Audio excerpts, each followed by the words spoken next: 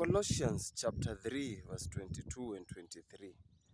There's a thing that is really yenye nimeangalia na imenijenga roho sana. Talks about work. Talks when Lord Paul Paul says this one, Paul advises all workers that when you're working, don't only do work when your master is looking at you. And verse 23 inasema, when you are working, work with all your heart. Not like you're working for men, work like you're working for the Lord. This is something that nimegundua. Unajua kama mimi sasa niko ushago. Kusema ukweli kazi ni mingi. Kwanza kama sasa niko na gunia adhara hapa. Maze kusema ukweli mpaka hata nimeanza kusikia roho imechoka. But when I read this verse, it gave me a new energy. Mpaka even one of the moments I was praying, naambia God, maze kazi ni mingi, akaniambia, hey, relax. I got you.